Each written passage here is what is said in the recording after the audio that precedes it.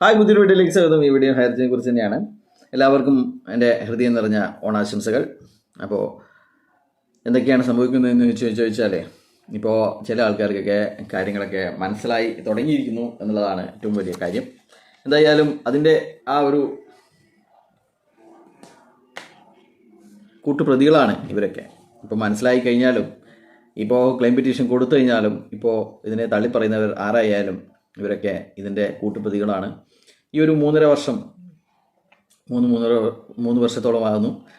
അത്രയും കാലം ഈ ഫ്രോഡുകളെ താങ്ങി നടന്ന ലീഡർമാരെ, ഫ്രോഡുകളെ, അതിനുള്ള ഒരു ഒറ്റ കാരണം മാത്രമേ ഉള്ളൂ. ഇവർക്ക് പറ്റിച്ച ആ ഒരു പങ്ക്, ഇവർക്ക് കുറച്ച് പൈസയെങ്കിലും കിട്ടിയിരുന്നു എന്നുള്ളത് കൊണ്ട് മാത്രമാണ് ഇവർ ഇത്രയും കാലം ഇപ്പോഴും ഈ കള്ള കമ്പനിയെ താങ്ങി നടക്കുന്നത് എന്നുള്ളതാണ്. അപ്പോൾ നമ്മൾ ഇന്ന് ഈ ഒരു വീഡിയോ ചെയ്യാനുള്ള പ്രത്യേക കാരണം എന്ന് പറയുന്നത്, ഇപ്പോൾ ഒരുത്തൻ പറയുന്നത് കേട്ടു, ഞങ്ങളുടെ വണ്ടി ആക്സിഡൻ്റായി നെടുപുഴ പോലീസ് സ്റ്റേഷൻ്റെ ഗാരേജിൽ കിടക്കുകയാണ്, വളരെ സങ്കടമുണ്ട് എന്നൊക്കെ. ഈ വണ്ടികളൊക്കെ ലേലം ചെയ്ത് നിക്ഷേപകർക്ക് അതിൻ്റെ പണം കൊടുക്കണമെന്നുള്ളതായിരുന്നു നിക്ഷേപകരുടെ വക്കീലിൻ്റെ ഒക്കെ വാദം എന്ന് പറയുന്നത്. 2023 തന്നെ ഇത്തരത്തിലൊരു കേസ് തീരുന്നതിന് മുമ്പേ തന്നെ മലപ്പുറത്തുള്ള ഒരു കേസിൽ ഓഡി കാറായിരുന്നു തോന്നുന്നു, ഓഡി കാറ് വിറ്റിട്ട് നിക്ഷേപകർക്ക് പണം കൊടുക്കണമെന്ന് ഹൈക്കോടതിയുടെ ഉത്തരവുണ്ടായിരുന്നു. ആ ഉത്തരവുകളൊക്കെ എല്ലാവർക്കും, കേസുമായി ബന്ധപ്പെട്ടിരുന്നവർക്കൊക്കെ അറിയാവുന്നതാണ്. അപ്പോൾ അതുകൊണ്ട് തന്നെ അത്തരത്തിൽ ഒരു ആവശ്യമായിരുന്നു നിക്ഷേപകരുടെ ഭാഗത്ത് നിന്ന് ഉണ്ടായിരുന്നത്. എന്നാൽ ഈ കാറിൻ്റെ ഫോട്ടോ കാണിച്ച് അയ്യോ വെയിൽ കൊള്ളുന്നു, മഴ കൊള്ളുന്നു എന്നൊക്കെ പറഞ്ഞിട്ട് ഇവർ ഇത് കോടിക്കണക്കിന് വിലയുള്ള കാറാണ്, അതിങ്ങനെ വെയിലും മയ്യും കൊള്ളുന്നു, അത് മെയിൻ്റനൻസ് ചെയ്യണം, നമ്മൾ പോർച്ചിലിട്ട് കഴിഞ്ഞാൽ ഇനി വെയിലും മയ്യും കൊള്ളൂല എന്നൊക്കെ പറഞ്ഞ് ഇവർ അത് കോടതിയെ തെറ്റിദ്ധരിപ്പിച്ചുകൊണ്ട് അവർക്ക് ഒരു അനുകൂല വിധി മെയിൻ്റനൻസ് ചെയ്യാൻ എന്ന പേരിൽ, അല്ലെങ്കിൽ ഇത് നശിച്ചു പോയി കഴിഞ്ഞാൽ നിക്ഷേപകർക്കോ അല്ലെങ്കിൽ ഇതിൻ്റെ കമ്പനിക്കോ യാതൊരുവിധ ലാഭവുമില്ല, അതുകൊണ്ട് നശിക്കാതിരിക്കാൻ ഞാനിത് കമ്പനിക്ക് നൽകുന്നു എന്ന് പറഞ്ഞുള്ള ഒരു വിധി ആണ് ഉണ്ടായിരുന്നത്.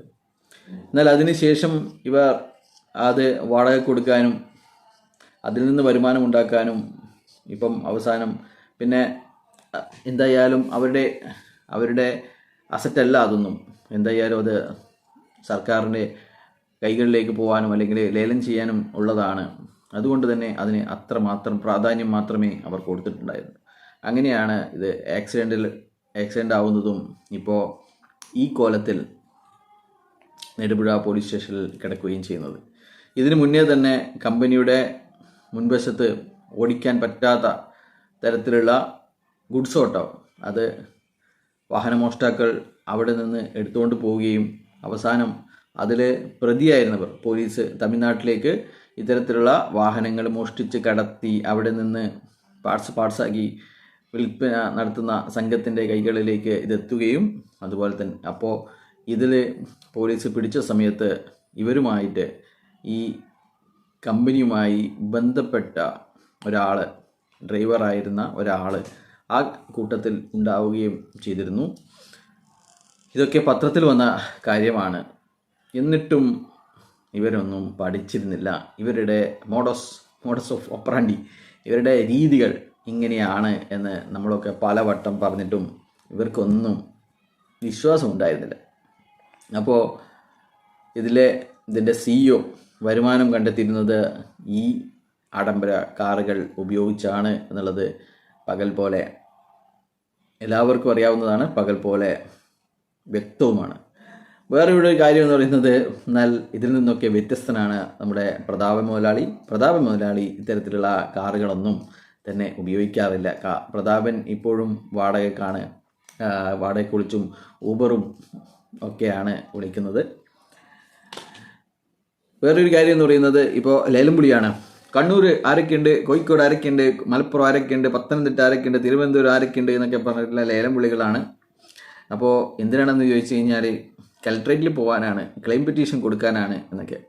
പണ്ടൊക്കെ ഇവരുടെ ചാർട്ട് എടുത്ത് നോക്കിക്കഴിഞ്ഞാൽ പറഞ്ഞിരുന്നത് ആരാണ് കലക്ടർക്കാരാണ് ഉത്തരവ് നൽകിയത്, കോടതിക്ക് മുകളിലാണോ കലക്ടർ എന്നൊക്കെ പറഞ്ഞിട്ടുള്ള യുവന്മാരുടെ ഡയലോഗുകളും കാണാം. അപ്പോൾ ഒരു ഉളുപ്പുമില്ലാതെ ഇപ്പോൾ നേരെ തിരിച്ച് കലക്ടറേറ്റിൽ പോകാൻ എൻ്റെ കൂടെ ആരെങ്കിലും വരാനുണ്ടോ എന്നൊക്കെ ചോദിച്ചിട്ടുള്ള കാര്യമാണ് ഇപ്പോൾ നടക്കുന്നത്. അപ്പോൾ വേറെ ഒരു ഗ്രൂപ്പിൻ്റെ അഡ്മിനായ ടെൻഷൻ പറയുന്നത് ഇപ്പോൾ ആരും ക്ലെയിം പെറ്റീഷൻ കൊടുക്കേണ്ട ആവശ്യമില്ല, എന്നിട്ട് ഇവർക്ക് അതിന് കണക്കായിട്ടുള്ള വീഡിയോകൾ കിട്ടും.